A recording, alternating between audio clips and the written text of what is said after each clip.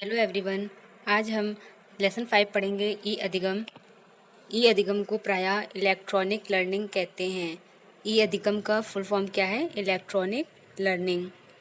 इसे कंप्यूटर प्रोत्साहित अधिगम भी कहते हैं। किसको? ई लर्निंग को कंप्यूटर प्रोत्साहित अधिगम भी कहते हैं। और ई लर्निंग को क्या कहते हैं? ऑनलाइन अधिगम, वर्चुअल अधिगम, वितरित अधिगम और वेब आधारित अधिगम भी कहते हैं। ये नाम याद रखिएगा, एमसीक्यूज में पूछे जाते हैं। इसका आरंभ ब्रिटेन में हुआ था। किसका? ई लर्निंग का ब्रिटेन में हुआ था। ई लर्निंग शिक्षा का एक साधन है जिसमें कि आत्म प्रेरणा, संचार, दक्षता व प्रौद्योगिकी को शामिल किया जाता है। ये ई लर्निंग शिक्षा का एक साधन है।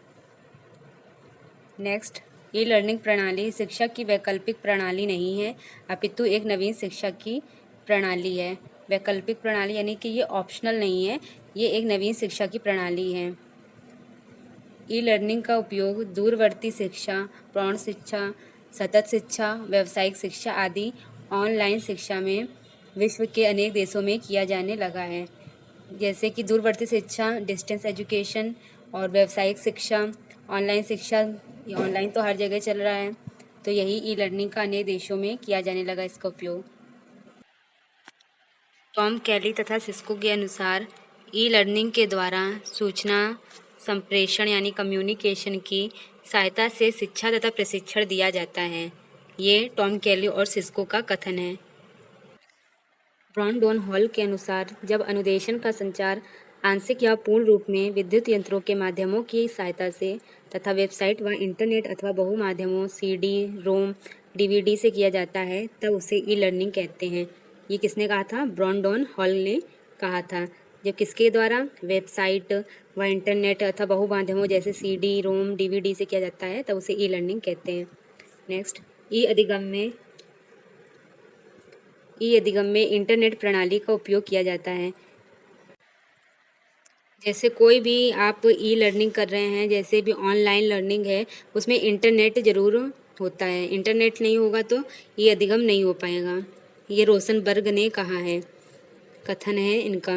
इंटरनेट तकनीकी से पाठ्य वस्तु का संचार किया जाता है, जिससे ज्ञान में वृद्धि की जाती है और छात्रों की निष्पत्तियों में वृद्धि होती है।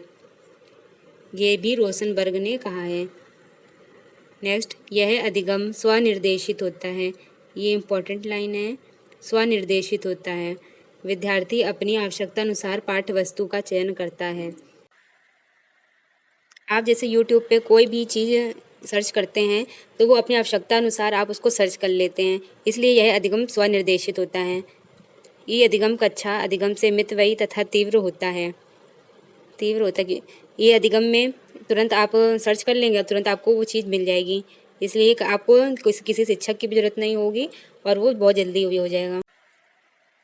आजकल ईमेल संचार का सबसे अधिक लोकप्रिय माध्यम है। ईमेल के द्वारा हम लोग किसी से कम्युनिकेट कर पाते हैं, किसी से वहाँ पे इसको ईमेल भेज के उससे बात कर सकते हैं।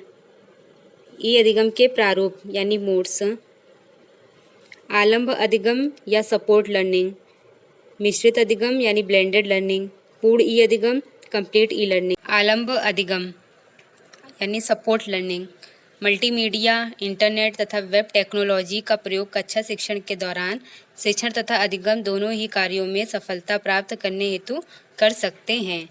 किसका? Support learning. सपोर्ट मतलब सहारा, लेकिन किसके सहारे के द्वारा? मल्टीमीडिया, इंटरनेट और वेब टेक्नोलॉजी का प्रयोग कक्षा शिक्षण के दौरान शिक्षण और अधिगम दोनों ही कार्यों में सफलता प्राप्त करने हेतु कर सकते हैं। ऑनलाइन ये दो प्रकार के होते हैं, ऑनलाइन या ऑफलाइन लर्निंग। दूसरा है मोबाइल लर्निंग। पिंकवर्ड के अनुसार मोबाइल लर्निंग क्या है? मोबाइल लर्निंग ई लर्निंग का वह रूप है जिसमें सूचनाओं का आदान प्रदान मोबाइल अथवा तार रहित उपकरण से होता है। मिश्रित अधिगम यानी कि ब्लेंडेड लर्निंग, जब ई लर्निंग के समकालिक या असमकालिक उपागमों तथा परंपरागत शिक्षण पद्धति का प्रयोग एक साथ शिक्षण अधिगम प्रक्रिया में किया जाता है, तो इसे वैयक्तिक अधिगम भी कहते हैं। यानी मिश्रित अधिगम ही होता है वैयक्तिक अधिगम। इसको समझते हैं, समकालिक या असमकालिक उपागम, इसको आगे पढ़ेंगे। इसमें बस ये लाइन याद रखिए, समकालिक, असमकालिक उपागम और परंपरागत शिक्षण पद्धति का प्रयोग एक साथ किया जाता है तो उसे मिश्रित अधिगम कहते हैं। इसका दूसरा नाम वैयक्तिक अधिगम है। इसके अतिरिक्त इसे हाइब्रिड अधिगम, वेब आधारित अधिगम, तकनीकी सह अनुदेशन भी कहते हैं। ये नाम याद रखिएगा, एमसीक्यूज में पूछ सकते हैं। 2006 में बैंक तथा ग्राहम ने अपनी पुस्तक हैंडबुक ऑफ ब्लेंडेड लर्निंग में सर्वप्रथम मिश्रित अधिगम की परिभाषा प्रस्तुत की। किसने? बैंक और ग्राहम ने। बुक का नाम क्या है? हैंडबुक ऑफ ब्लेंडेड लर्निंग के अनुसार, यानी बैंक और ग्राहम के अनुसार, मिश्रित अधिगम प्रणाली वह प्रणाली है जिसमें आमने सामने के कक्षा शिक्षण तथा कंप्यूटर सह अनुदेशन का एक साथ प्रयोग किया जाता है। किसके अनुसार? बैंक और ग्राहम के अनुसार। कंप्लीट ई लर्निंग क्या होता है? इस प्रकार के अधिगम में परंपरागत शिक्षण अधिगम प्रक्रिया की तरह पारंपरिक अंतःक्रिया का कोई स्थान नहीं होता है। ये लाइन याद रखिए, परंपरागत शिक्षण अधिगम प्रक्रिया की तरह पारस्परिक अंतःक्रिया का कोई स्थान नहीं होता है। असंक्रोनस संप्रेषण शैली, ये असंक्रोनस असमकालिक होता है, जो ऊपर पढ़े थे मिश्रित अधिगम में। इस प्रकार के संप्रेषण में शिक्षक तथा विद्यार्थी दोनों एक साथ उपस्थित नहीं होते हैं। अध्ययन सामग्री पहले से ही वेब पेज, वेबलॉग या ब्लॉग्स, विकीज़ और रिकॉर्डेड सीडी, रोम एवं डीवीडी के रूप में उपलब्ध होती है। एसिंक्रोनस संप्रेषण शैली को इस तरह समझ सकते हैं जैसे कि ऑनलाइन ई लर्निंग कह सकते हैं इसको।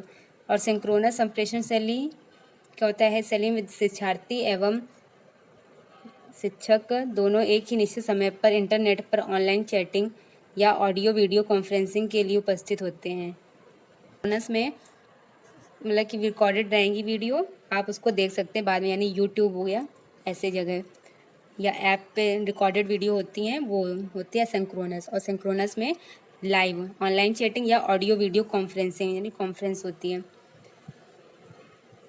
Tools of e learning, tools of e learning क्या है? मूक है पहला, मूक मैसिव ओपन ऑनलाइन कोर्स, इसका फुल फॉर्म है, याद रखिएगा।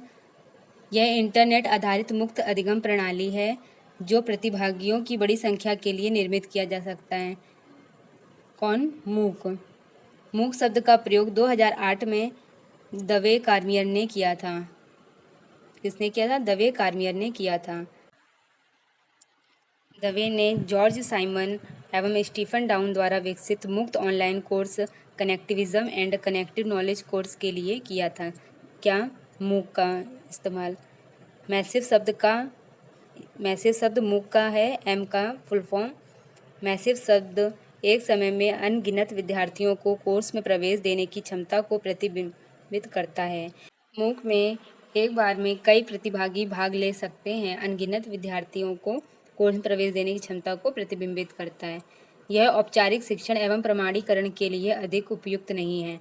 इसमें जो होता है औपचारिक शिक्षण और प्रमाणीकरण के लिए अधिक उपयुक्त नहीं है। कौन? मूक।